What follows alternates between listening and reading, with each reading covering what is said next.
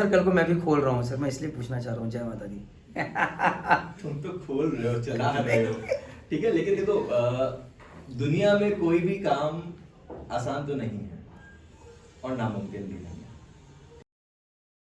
Hi everyone, जय हिंद, जय भारत, जय माता दी। Welcome to my YouTube channel merchant navy decoded. आज मेरे साथ एक special guest and his name is captain Saurabh Saraswat, जो कि बहुत सारी कंपनीज चला रहे हैं, मालिक हैं, एंड साथ में एक बहुत बड़ा सपना लेके चल रहे हैं। और सच बोलूं तो सपने में तो मेरे कॉम्पिटिटर हैं, क्योंकि जो सपना मेरा है कि मैं भी पूरी कम्युनिटी को जोड़ के चलूं, इनका भी वही सपना है। जो मैं करना चाह रहा हूँ ये ऑलरेडी कर रहे हैं, मेरे से 4-5 साल आगे हैं, but now that I have got a competition sir, मैं भी फटाफट बकअप करूंगा सर।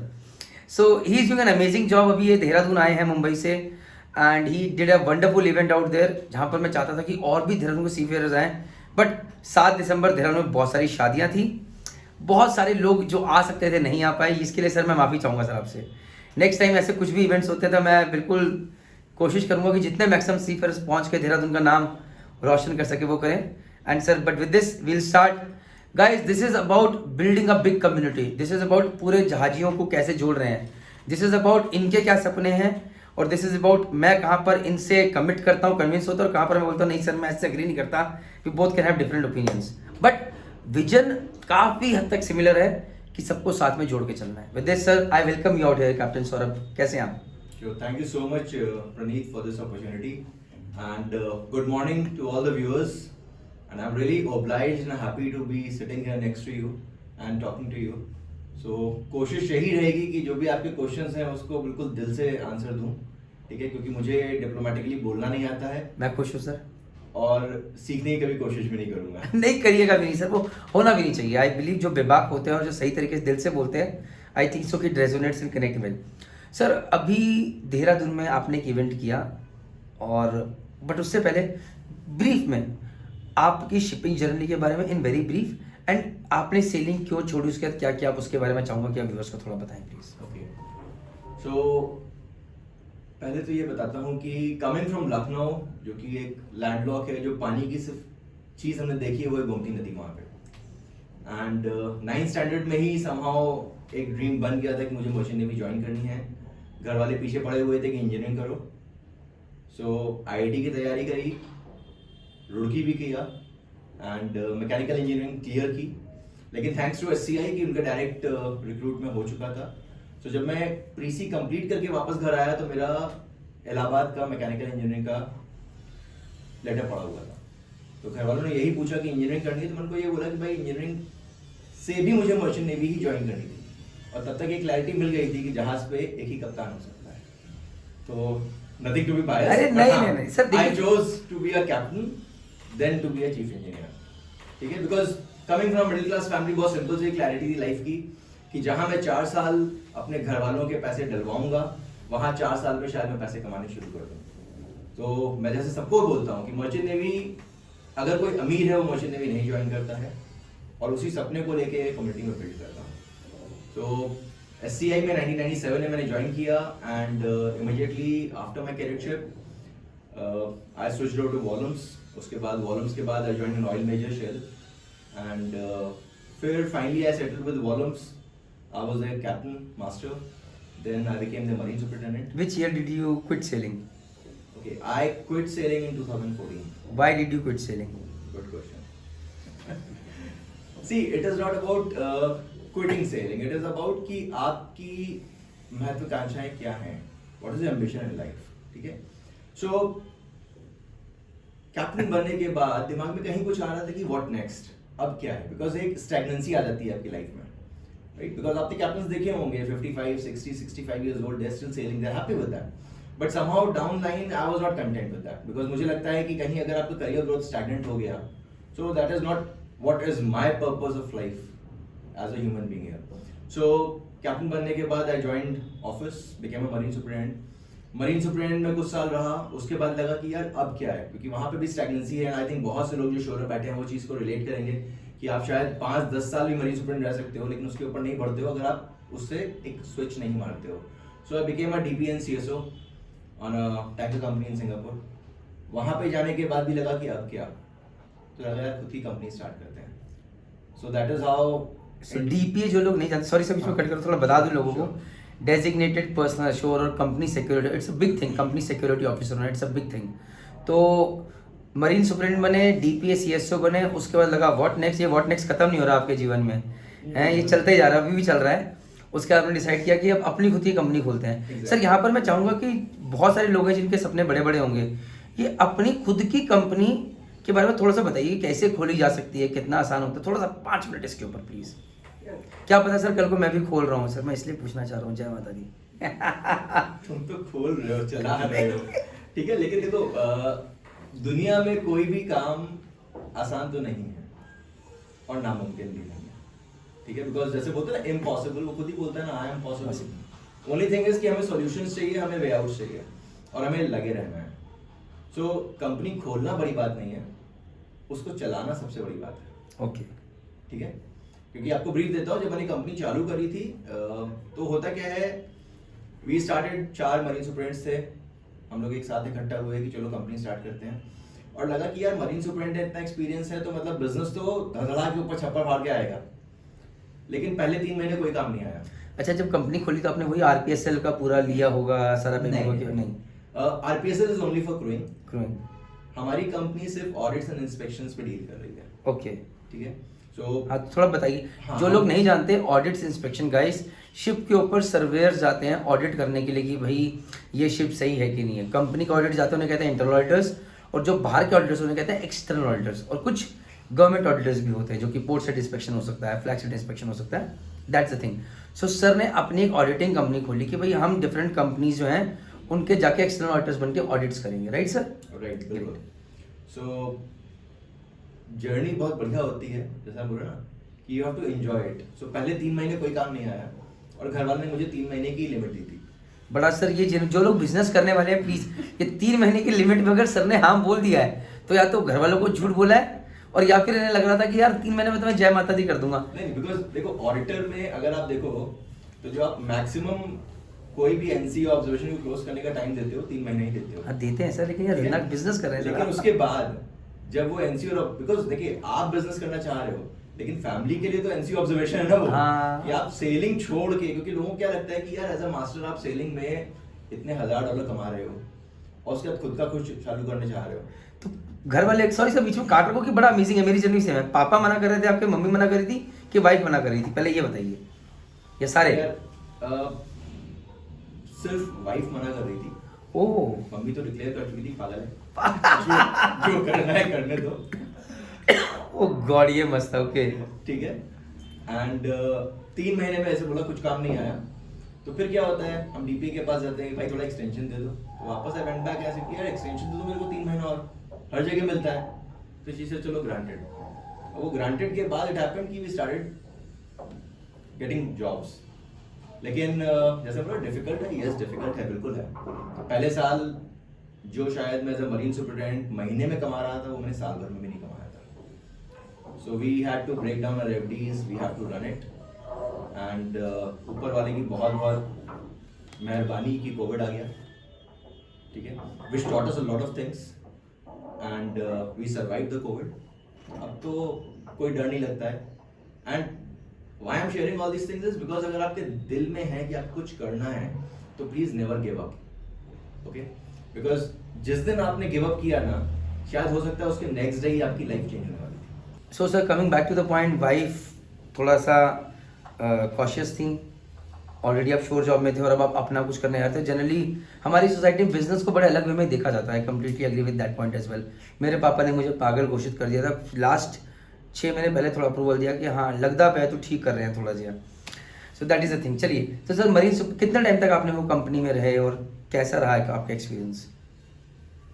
सी मरीन सुपरिटेंडेंट में एज अ जो आपने अपनी कंपनी खोली एज अ इंटरनल ऑडिटर, उसकी बात कर रहा हूँ, एज अ ऑडिटर। वो तो अभी भी चल रही है, ऑलमोस्ट 7.5 साल कंप्लीट कर चुके हैं हम लोग। एंड यू स्टिल, तो आपने वो कंपनी शुरू करी और वो चल रही है अभी 7.5 साल हो गए। सो लगभग आपने भी लगभग 2017 में शुरू करी सर? अगर 2017 जून में चली। ये बहुत लोग हैं जो 2017 वाले हैं सर, हम अप्रैल वाले हैं सर। हमने 2017 अप्रैल में शुरू करी जेएमडीआई अकेडमी। तो सर यहाँ तो हमारी एंटरप्रेन्योर जर्नी साथ साथ शुरू हुई है, विच इज़ गुड। तो सर उसके बाद फिर व्हाट वाज नेक्स्ट? चलिए, वो तो अभी भी आपकी चल रही है, तो फिर नया क्या आया नेक्स्ट? क्योंकि आप तो रुकने वाले लग नहीं रहे। नहीं, व्हाट नेक्स्ट फिर? सो मैं अपने बैचमेट के साथ we started working in RPSL company. अच्छा, आपने एक आरपीएसएल कंपनी भी ज्वाइन करी, and what was your role there? As a director. अच्छा, बिकॉज उसने भी आरपीएसएल ले रखा था, और नॉर्मली क्या होता है, अगर आरपीएसएल कंपनी में जहाज नहीं है तो आपको नोटिस मिल जाती है कि भाई आपके पास जहाज नहीं है, तो उसको क्लोज डाउन कर देते हैं। तो immediately we also got a notice, and notice मिलने के बाद वी रीच्ड आउट कि भाई नोटिस हमको क्यों भेजा जाते सर, कि आपके पास जहाज नहीं है। तो वी रिक्वेस्टेड देम कि अच्छा ठीक है, आप हमको 3 महीने की नोट तो दो एक्सटेंशन की लिमिट। तो सर कि चलो ग्रांटेड। सो अगेन जैसे ही ग्रांट मिला 3 महीने का, then we started working on it, because तब तक तो मुझे पता भी नहीं था कि आरपीएसएल में ऐसा कुछ होता है, क्योंकि हम अपने मरीन ऑडिट इंस्पेक्शन में बहुत कैसा कुछ होता है वो बाद में बात करेंगे, आगे बताइए। हाँ, ठीक है। So as luck may have, then I started spreading the words कि I have an RPSL company, we are looking for owners, and धीरे धीरे करके जहाज आने लगे। तो वी हैड अराउंड 8 शिप्स जिसका हम आरपीएसएल कर रहे थे। तो And- उन शिप्स का आप क्रूइंग भी करे, टेक्निकल भी करते, ओनली क्रूइंग? नहीं, we were only manning. Manning, सिर्फ okay. क्रूइंग कर रहे थे उनका। और यहीं पे जो है थोड़ा सा मेरी जर्नी चेंज हुई है, भगवान ने सद्बुद्धि दी है, बिकॉज ऑफिस जो है वो बेलापुर में था, नवी मुंबई में। बेलापुर बहुत फेमस है सर झाजियों के लिए। एग्जैक्टली। सो रोज जो है कम से कम 20 से 25 बच्चे वहाँ पे आते थे, और उनको ये बोलते थे कि सर हमें नौकरी के लिए, हम इसके पास गए थे, उसको हमने इतने पैसे दे दिए, और उसके बाद हमने सिर्फ 1 महीना जहाज़ किया है, जहाज़ बेच दिया गया, उसके बाद दोबारा वो लोग हमको नौकरी नहीं दे रहे हैं। या कुछ लोग ऐसे भी थे जिन्होंने पैसे दिए और उसके बाद एजेंट्स उनके पैसे लेके भाग गए, फ़ोन स्विच ऑफ हो गए। तो तब जाके कहीं ऐसा लग रहा था कि यार हम कप्तान तो बन गए हैं, लेकिन हम सिर्फ अपने लिए शायद जी रहे हैं।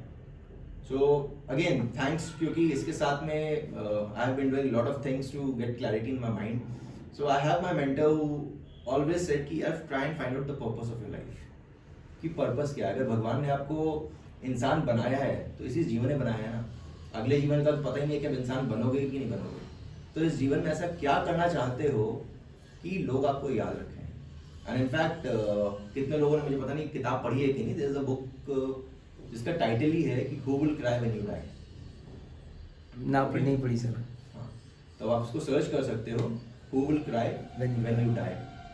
कि सिर्फ आपकी वाइफ होने वाली है, बच्चे होने वाले हैं, या घर वाले रिलेटिव्स होने वाले हैं, या मोहल्ले वाले होने वाले हैं, शहर वाले होने वाले हैं, देश वाले होने वाले हैं, या आप कुछ ऐसा इम्पैक्ट छोड़ के जाओ कि दुनिया में कोई तो आपको याद रखे। ठीक है।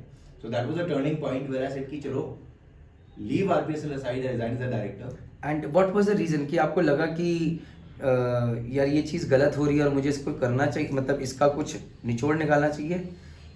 डेफिनेटली, क्योंकि आप अच्छा सा पैसा कमा सकते थे सर वहाँ पे, दुनिया कमा रही है सर। बिल्कुल कमा सकते थे, लेकिन बात तो वही है ना, पैसे को ऊपर लेके नहीं जाने वाले।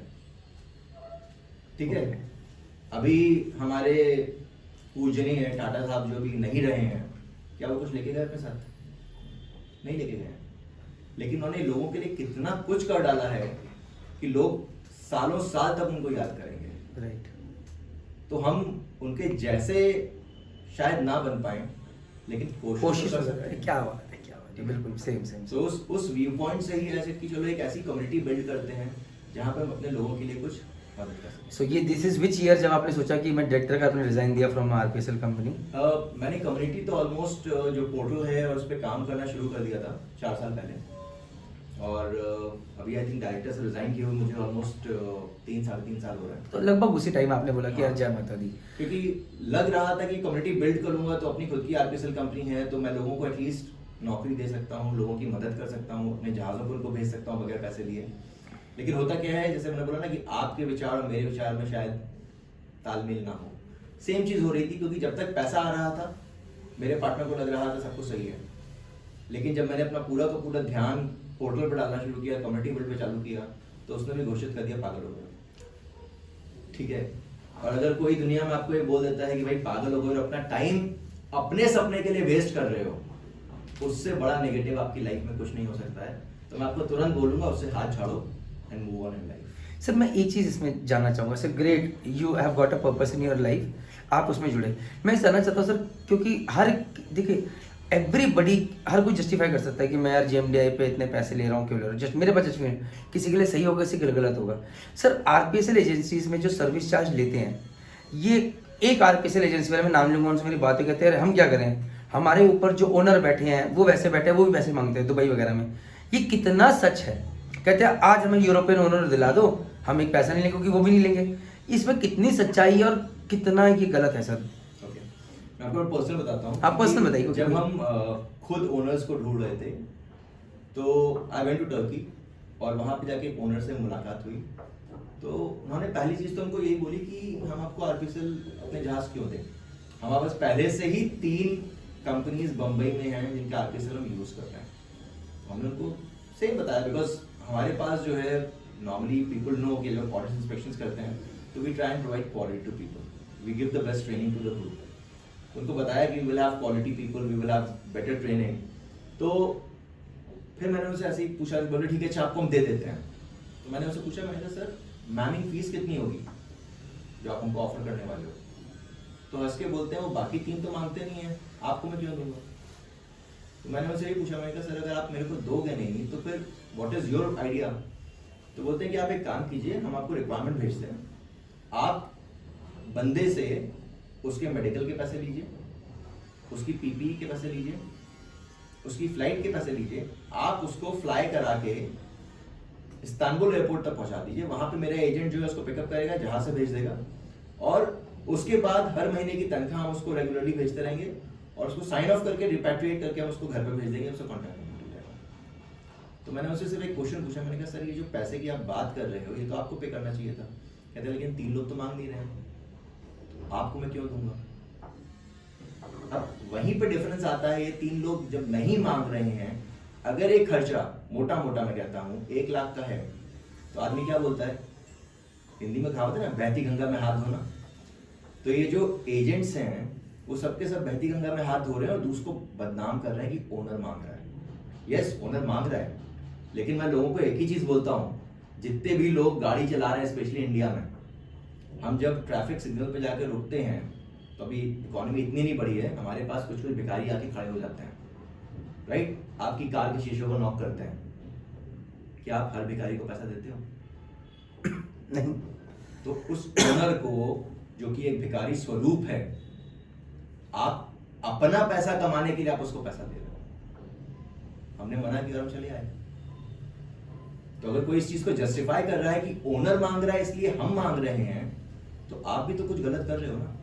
जैसे कि अभी आज वो डैनियल जोसेफ सर के साथ हुआ इंटरव्यू, तो उन्होंने यही बोला कि अगर आप सर्विस चार्ज दे रहे हो तो आप भी उतने बड़े गुनहगार हो जितना बड़ा कि वो जो कंपनी वाला ले रहा है। तो उसी तरह यहाँ पर ओनर को आदत लगाई गई, अरे आप टेंशन मत लीजिए, हमें बिजनेस दीजिए, हम अपना हमारा ही जो बंदा है वही अपने पैसे पे करेगा, वही इस्तांबुल तक आएगा XYZ। और उन्होंने 1 लाख मांगे थे, इन्होंने 2.5 लाख कर दिए कि भैया 1 लाख दे रहा है, 1.5 लाख दे दे, 50 और बन जाए, क्योंकि अपनी फीस भी तो निकालनी है जो कि ओनर देने वाला था। तो फिर धीरे धीरे 2 हुए, फिर लालच बढ़ा 2.5 हुए, फिर 3 हुए। कुछ ने बोला अरे बिजनेस दीजिए, हम आपको 1 लाख रुपए ऊपर से देंगे। ओनर को बोला अरे तू तो पहुंचा भी रहा था, 1 लाख रुपए और दे रहा है और वहां से 5 लाख ले रहे हैं। सो ये पूरा बिजनेस बनाने वाले हम और ये करने वाले हम हैं, जो कि गलत है, अग्रीड। लेकिन वहीं पर सर मैं कुछ जस्टिफाई नहीं कर रहा, ये सारी जैसे कि हर मार्केट में आजकल में एग्जिस्ट करती है। इंपॉर्टेंट ये है कि क्या आप ये करना चाहते हैं कि नहीं, इट स्टार्ट्स फ्रॉम अस। ये भी इंपॉर्टेंट है सर, ये भी इंपॉर्टेंट है। आप जिससे कल बात कर रहे थे ना कि एथिकल क्या है, शायद किसी ने मेरे से और नहीं पूछा था कि भाई एथिकल क्या है। तो जरूरी नहीं है कि जो चीज मेरे लिए एथिकल हो वो आपके लिए एथिकल हो, ठीक है? मुझे सुकून की नींद नहीं आएगी अगर मैं किसी का 1 रुपया भी ले लूंगा, लेकिन शायद वहीं पे आदमी खर्राटे लेके सोएगा चाहे वो 1 लाख रुपए लेके घूम रहा हो दूसरे का। तो it's your own self conscious कि वो आपको कब ट्रिगर कर रही है कि भाई ये गलत है कि मुझे RPSL वालों ने ओनर्स को आदत लगाई और चीज़ बनी। क्या और भी किसी तरह का कुछ चल रहा है RPSL कंपनीज का जिसके कारण सी फेयर्स को दिक्कत फेस हो रही है? डेफिनेटली मैं ये बोलूँगा कि सी फेयर्स को दिक्कत नहीं हो रही है, लेकिन सी फेयर्स अपने ही बाकी लोगों को एक्सप्लॉइट कर रहा है। कैसे सर, प्लीज समझाइए। मतलब some kind of scam you mean to say? Exactly. जैसे अभी आज की डेट में हो क्या रहा है, डीजी ने काफी अच्छे अच्छे इनिशिएटिव्स दिए। जैसे कल भी सर ने बोला है कि जब कभी ई माइग्रेट हो रहा था तो SMS आ रहा है, ठीक है? और उन्होंने उसमें लिखा भी था कि बहुत से केसेस ऐसे होते हैं जहाँ पे क्रू जो है उसको छोटे टग बोट पे भेज दिया गया है, ऑफशोर के जहाज से भेज दिया गया है, और उनका RPSL जो है वो किसी बड़े जहाज के लिए अपग्रेड कर दिया गया है। उससे क्या है, उनको वॉच कीपिंग सर्टिफिकेट मिल गया। तो उन्होंने अपनी सहूलियत के लिए RPSL वालों को पैसे देने शुरू किए। पहले तो ये स्कैम है। दूसरा ये है कि अभी कोई चीफ ऑफिसर जो है वो कमांड ढूंढ रहा है, प्रमोशन सबको चाहिए होता है, लाइफ में सबको ग्रोथ चाहिए, which is a human tendency, ठीक है। तो आरपीएसएल वाले बोलेंगे अच्छा तुमने जो है सिर्फ 20,000 टन जहाज किया हुआ है, तो आपको मैं कमांड दे दूंगा 20,000 टन पे, और आपकी सैलरी से $10,000 है, लेकिन क्या आप पसंद करोगे मैं आपको एक एफ्रामैक्स से भेज दूं? आप क्या बोलोगे? यस, बिल्कुल। और वहां पे जो आपकी सैलरी होगी वो शायद $12,500 होगी, तो सर प्लीज कर दो, ठीक है अच्छा तुमको हम एफ्रामैक्स भेज देते हैं, काम करो, 2.5 से 3 लाख रुपए कैश कर लिया। और ये सीनियर ऑफिसर्स के साथ हो रहा है and they are doing senior officers के साथ, जूनियर ऑफिसर्स के साथ, सबके साथ हो रहा है। Now the matter of fact is कि हमें खुद इतनी लालच है, इतनी भूख है कि हम सामने से पैसे दे रहे हैं। तो अगर वापस से रिपीट करूंगा, अगर आप जो है उस भिखारी को गाड़ी का शीशा रोल डाउन करके अपना पर्स खोल के देते हो, तो उसको तो जितना मन करेगा उतने पैसे निकालेगा ना, राइट।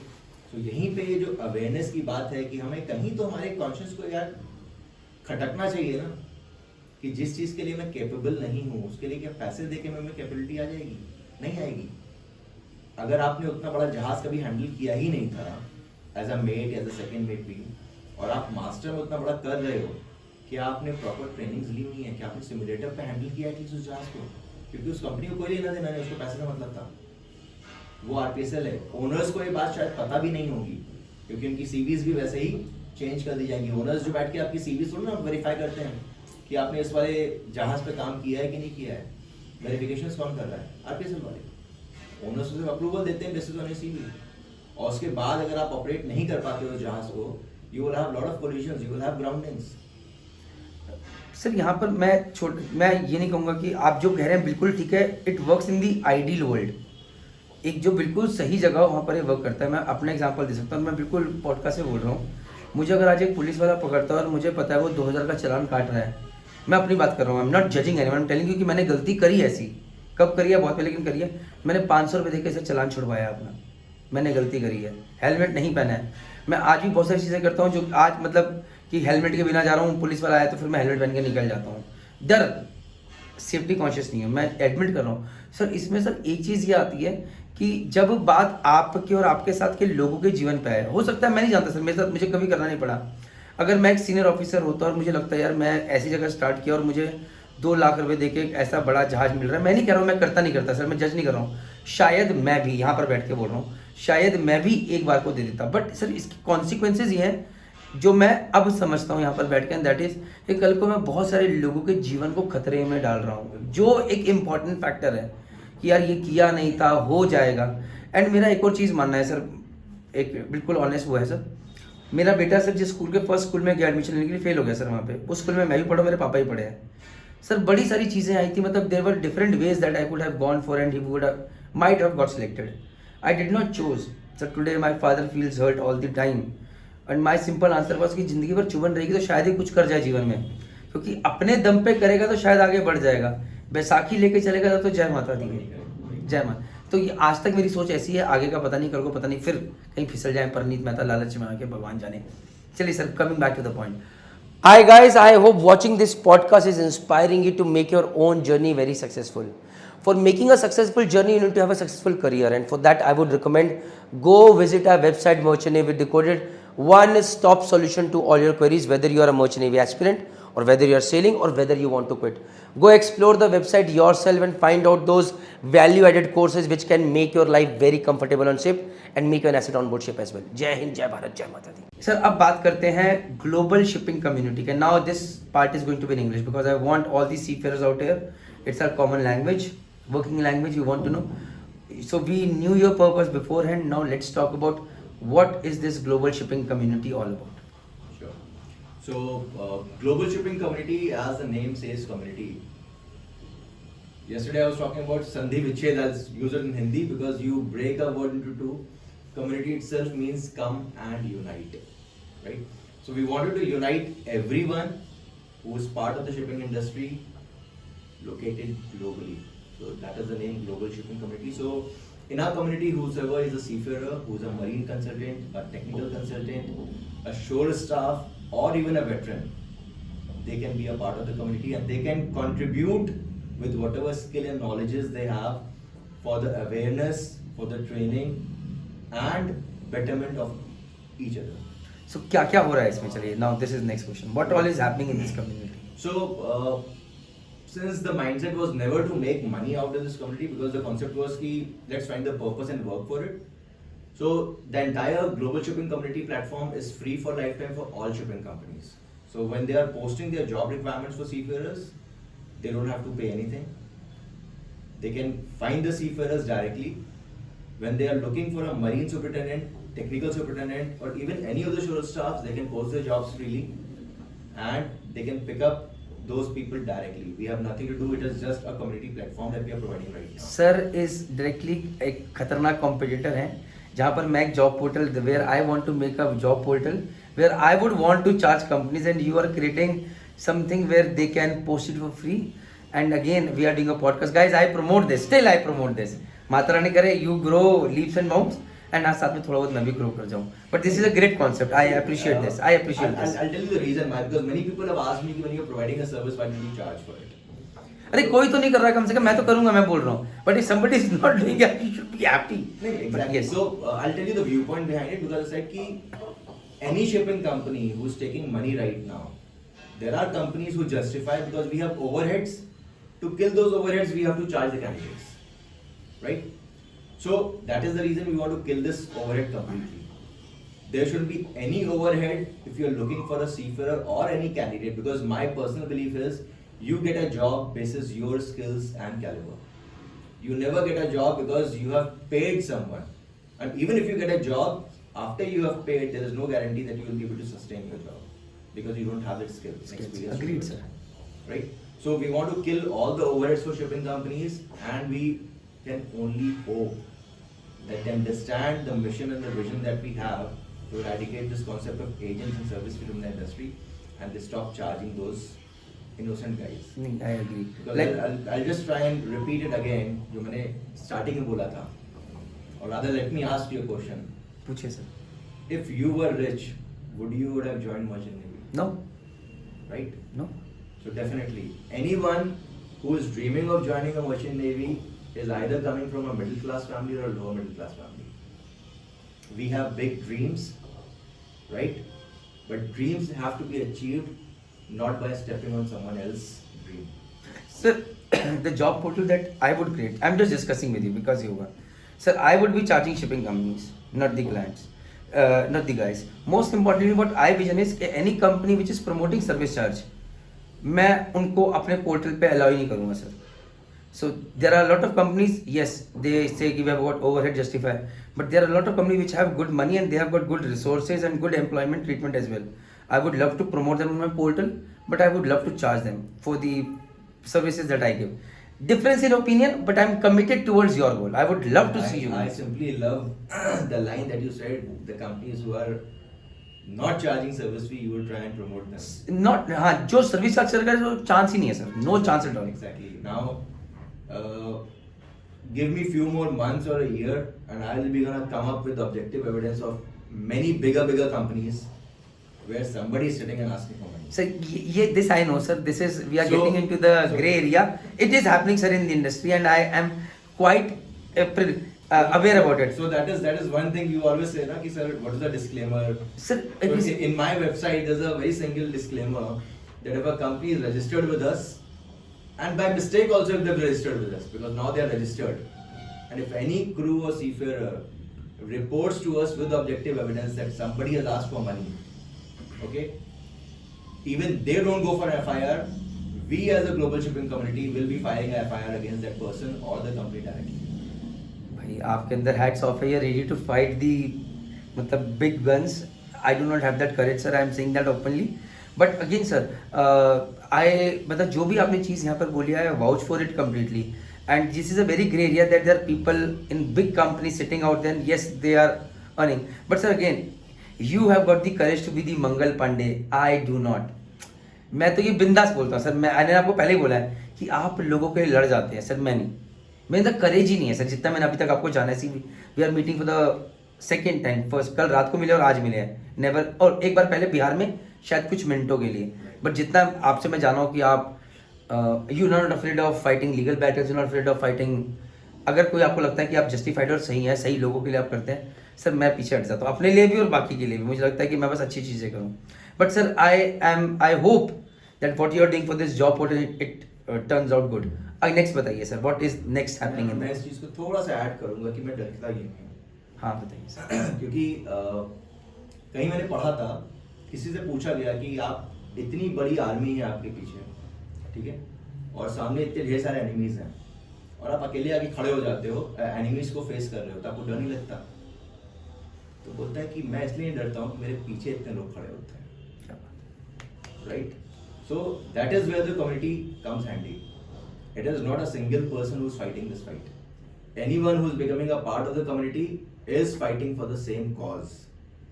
और मुझे दुनिया के सारे लोग नहीं चाहिए इस लड़ाई में। मैं कहता हूँ दुनिया के अगर जितने भी सीफेयरर्स हैं उसमें से मेरे जैसे पागल सिर्फ 1% भी आ गए, so definitely we will try and change the system. Great. तो सर एक तो ये हो गया जॉब के लिए आपने जो कोशिश करी, what's next? Okay, so as we say कि it's a community, it's not a job portal. Because बहुत सी कंपनीज इसको मिस्टेक करती हैं जब जाते हैं मीटिंग्स के लिए कि अरे यार हम यहाँ पे जॉब पोस्टिंग करेंगे तो क्या हमको कल से क्रू मिलने लग जाएंगे? तो मेरा बहुत क्लियर आंसर होता है नहीं सर, नहीं मिलेगा, क्योंकि जॉब पोर्टल है ही नहीं। हम तो डेटाबेस बना रहे हैं, इट्स ऑर्गेनिक, लोग हमारे बारे में जान रहे हैं और जुड़ रहे हैं। सो जरूरी नहीं है कि आप इस समय चीफ इंजीनियर ढूंढ रहे हो, बस चीफ इंजीनियर हो, नहीं हो सकता, वो छिप पे होगा, लेकिन ही सपोर्टिंग द कॉज। लेकिन हाँ अगर वो हुआ तो definitely he reach out to you, ठीक है? And it's a slow process sir. आपने बोला ना marathon, you are marathon runner, आप एक लंबी रेस की बोल रहे हैं, but this is great, it will happen slowly and steadily, just keep working the path. Job portal is a way aside, so we have no competition. नहीं है sir, बना रहे हो, मैं तो बना ही नहीं रहा हूँ सर। नहीं सर, अग्रीड सर, कोई कंपटीशन इसलिए नहीं है सर कि जो आप चीज़ कर रहे हैं मैं वो कर भी नहीं सकता, तो आप माइल्स हेड है। मैंने पहले बोल दिया कि मतलब हो सकता है कि आज से 4 साल बाद, 5 साल बाद शायद मैं वहाँ तक पहुँचूँ जो आज कर रहे हैं, because I saw what you spoke. आप एक डीजी शिपिंग के डिप्टी डीजी को आप देहरादून तक लेकर आ गए सर, हमने तो कभी सपने आपके कारण हम उनसे मिल लिए तो बहुत बड़ी बात है सर। नहीं, वो मेरे कारण नहीं, इनफैक्ट मैंने उनको बोला सर मैं जा रहा हूँ, उनका खुद का ही डीजी का इनिशिएटिव है कि they want to reach out to everyone, so they said Saurabh why not club, I said why not sir. क्या बात, ठीक है। So and I am thankful to DG shipping, जो मैंने कल भी बोला कि कैप्टन डैनियल को उन्होंने टाइम दिया कि वो यहाँ आके हम लोग सबके साथ बात कर सकें। अमेजिंग। ठीक है sir, what are the other things happening in the community? Next thing community में, मतलब जब से हमने सेलिंग स्टार्ट करी है हमने हमेशा सुना है कि you know they have been captains, they have been chief engineers who are entrepreneurs, और उन्होंने 4 साल 5 साल बहुत मेहनत करी और बिजनेस नहीं चला and they came back for selling. शायद आपने भी सुना होगा, राइट? मैं बहुत लोगों को जानता हूँ sir. So being an incident investigator, थोड़ा सा दिमाग लगाया है कि लेट्स इन्वेस्टिगेट की प्रॉब्लम कहाँ है। तो मुझे नहीं लगा कि किसी भी एंटरप्रेन्योर में प्रॉब्लम है, क्योंकि वो तो पहले ही पागल है, पागल के ऊपर तो पागल बन ही नहीं सकता था, राइट? उसमें एक जोश था कि चलो कुछ करते हैं अपने लिए। लेकिन देन आई फेल्ट कि कहीं ना कहीं हम में प्रॉब्लम थी, as a community, as a seafarer, as friends, हमने उसको सपोर्ट नहीं किया। मैं बहुत छोटे से एग्जांपल देता हूँ, अगर आपके किसी बैचमेट का एक रेस्टोरेंट है आपकी सिटी में और आप जो है आपको पता भी नहीं है, देयर इज समथिंग रॉन्ग। पहली सबसे बड़ी प्रॉब्लम क्या है कि शिपीज में हम कुछ स्टार्ट करते हैं ना, तो हम लोगों को बताने में डरते हैं कि हमने चालू किया है। तो मैं लोगों से बोलूंगा जितने भी एंटरप्रेन्योर्स हैं ना, कल मैं किसी को सुन रहा था कि अपना ढिंडोरा खुद बजाना होता है, विच इज वेरी ट्रू। क्योंकि अगर आप ढिंडोरा नहीं बताओगे ना तो आपके पड़ोसी को भी नहीं पता होगा कि भाई घर में पूजा हो रही है या शादी है, ठीक है, इसीलिए आप बजाते हो ना। तो जब आप बजाओगे तो एटलीस्ट आपके बैचमेट्स को पता लगेगा। और उसके बाद अगर रेस्टोरेंट खोला है, आपके मान लीजिए मैं कहता हूँ 10 बैचमेट्स भी आपके साथ शहर में रह रहे हैं, वो महीने में अगर एक बार भी आए तो आपके लिए बिजनेस ग्रो हो रहा है, ठीक है। लोग यहाँ बोलते हैं ना मैंने रेस्टोरेंट खोला है तो रिलेटिव्स के लिए नहीं खोला है, सबके लिए खोला है। लेकिन अगर वो रिलेटिव्स भी और फ्रेंड्स भी मिलके आपको सपोर्ट करेंगे तो आपका बिजनेस 100% सक्सेसफुल होगा। So that was one reason we are only promoting entrepreneurs and that too only from our industry.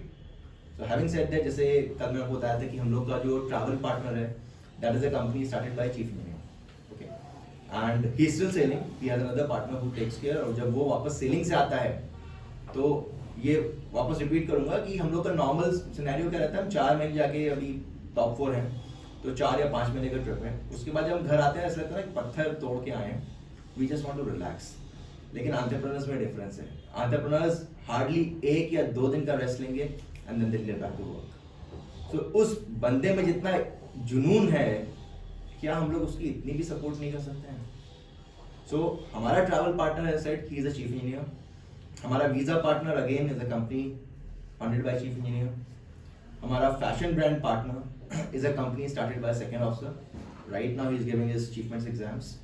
कल हमने इंश्योरेंस को लॉन्च किया था वहाँ पे, ठीक है, क्योंकि बहुत से सी फेयरर्स स्पेशली क्रू अभी भी लोगों ने टर्म इंश्योरेंस नहीं करा रखा हुआ है। लोगों को अवेयरनेस ही नहीं है। तो अभी आगे चल के भी विल हैव वेबिनार्स की हमें टर्म इंश्योरेंस क्यों चाहिए, हमें मेडिकल इंश्योरेंसेस क्यों चाहिए।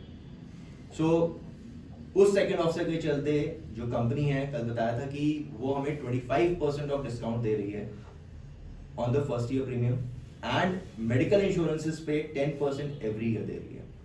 नाउ डिस्काउंट नहीं चाहिए थे, ठीक है, क्योंकि सीफर्स को क्या लगता है, पैसे बचाए क्या फर्क पड़ा, पैसे तो वैसे भी खर्च कर रहा है। लेकिन कल बात करी थी कि अगर हाइपोथेटिकली हम ये अज्यूम करते हैं कि सारे जहाज दुनिया के हम बंद कर देते हैं 1 घंटे के लिए, तो सर क्या होने वाला है? पूरी दुनिया का मार्केट क्रैश हो जाएगा सर। राइट, यही आपने आंसर बताया था। बिल्कुल होना ही है। आप अभी आपने खुद देखा था जब सुएज में एक जहाज फंसा था, पूरी दुनिया में हल्ला मच गया। ठीक है, यूरोप में प्राइसेस बढ़ने लग गए थे हर चीज के, ठीक है। तो अगर हम पूरी दुनिया के सारे जहाज 1 घंटे के लिए बंद करने वाले हैं, the entire world economy will crash. So having said that, seafarers are the driving force of the world economy. Okay, लोग इस बात को एक्सेप्ट करें ना करें, मैं इस चीज को एज एन अवेयरनेस लोगों को बताता रहूंगा कि we have some value and we deserve that respect, जो कि आज तक लोगों ने दी नहीं है। क्योंकि लोगों को लगता है यार 10,000 15,000 डॉलर इन लोगों को मिल रहे हैं और आप जाओ काम करो। We are not bonded slaves, ठीक है, जहां पे आपको पैसे दे दिए गए मुंह पे और आपसे बोला जा रहा है काम करो। वी आर डूइंग समथिंग जिससे कि हम वर्ल्ड के लिए, लोगों के लिए कुछ काम कर रहे हैं, दैट शुड बी रिस्पेक्टेड।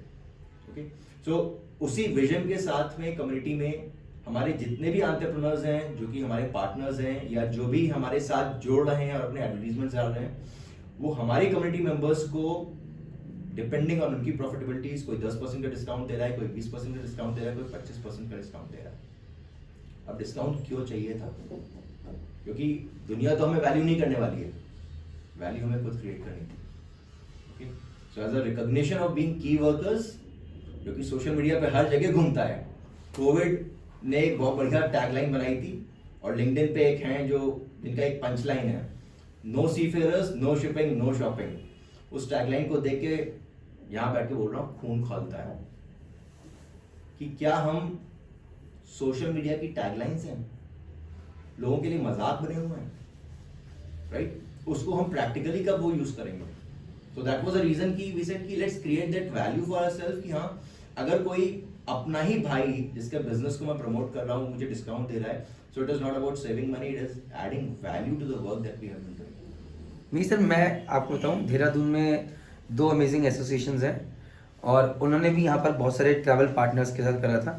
तो मज़े की बात है सर, मैं जाता था वहाँ पे और एक कार्ड मिला हुआ था, मैं कार्ड दिखाता था और सीधा आता था फ्लैट 20% ऑफ। सर वो 20% काउंट नहीं करता था मेरी इमेज के लिए, लेकिन वाइफ क्या, एक अलग इमेज बनती थी, अरे यार हमें यहाँ पर डिस्काउंट मिलता है। So this is the value that you are talking about, and agree. जैसे कि सर इवन JMD अकेडमी पे मैंने एक चीज़ बोली है, कोई और आए चलेगा, लेकिन अगर कोई झाजी आया है और अगर वो बोले कि मुझसे मिलना है तो मेरे से मिलाना है, ये मेरे स्टाफ मेंबर्स को क्लियर है। तो मैं सर इस चीज़ को समझ सकता हूँ और जब मैं मिलता हूँ तो आई गिव देम टाइम। मैं यही बोलता हूँ कि यार आप इतनी दूर से टाइम निकाल के और झाजी हो यार, ये तो मैं कर ही सकता हूँ।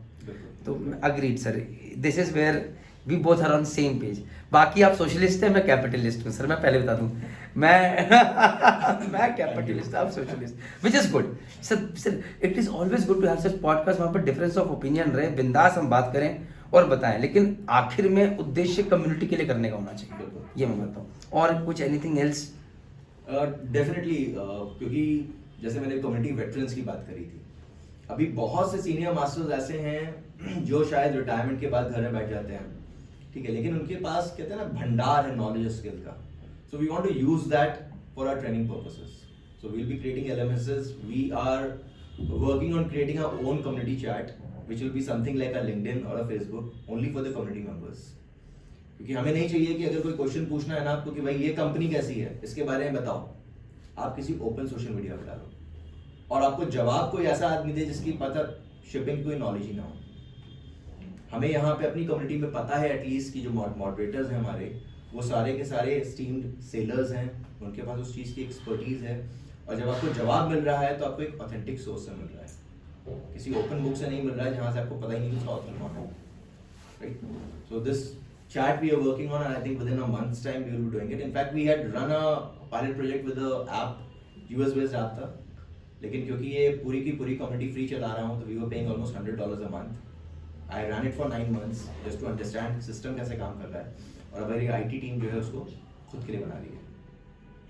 सर मैं एक चीज़ आपसे कहना चाहूँगा सर यहाँ पे कि जो भी आप जितनी चीज़ें कर रहे हैं, इतने अमेजिंग आइडियाज़ हैं, and I wish you all the best that they are executed well as well, क्योंकि अगर ये एग्जीक्यूट बहुत अच्छे से हो जाते हैं तो मेरा ये मानना है कि इस कम्युनिटी के लिए बहुत अच्छा होगा। And this was one of the reasons कि I wanted to pay that honour to you. मैंने बोला कि नहीं सर पॉडकास्ट करेंगे, आप इतनी दूर से यहाँ पर आए हैं, आपके कारण डीजी शिपिंग के वो आ गए, आपने कितना अच्छा इवेंट किया यहाँ पे, कि ये मेरी तरफ से आपको और आपकी टीम को, पूरी टीम को रिस्पेक्ट है सर। आप प्लीज़ लगे रहिए सर, और बाकी सर रिपब्लिकन और डेमोक्रेट का तो चलता ही रहेगा सर। जय हिंद, जय भारत, जय माता दी। Sir anything that you want to say viewers in the end, you are most welcome sir. That's a thing जहाँ पे थोड़ा सोचना पड़ जाता है लोगों से बोलने कुछ के लिए। दिल करे सर बिंदास बोलिए। लेकिन सिर्फ एक ही चीज बोलनी है कि आप लाइफ में जब भी किसी को पैसा देके कोई काम कराने जा रहे हो, प्लीज 30 सेकंड के लिए अपने बारे में सोचना, अपनी फैमिली के बारे में सोचना, और बाकियों के बारे में सोचना कि क्या तुम एक्चुअली उस चीज को डिजर्व करते हो, और उस चीज को पाने के बाद भी क्या तुम उसको 100% अपना दे पाओगे, फुलफिल कर पाओगे, या उसके चलते तुम किसी की लाइफ ले लोगे। अगर आंसर नो आता है तो प्लीज मत देना। With this guys, lot of learning lessons for people who want to become entrepreneurs, for people who have big dreams, and for people जो कि लोगों के लिए करना चाहते हैं, मेरी तरह as a capitalist and Saurabh sir की तरह एज ए सोशलिस्ट। जय हिंद, जय भारत, जय माता। Thank you so much, thank thank you.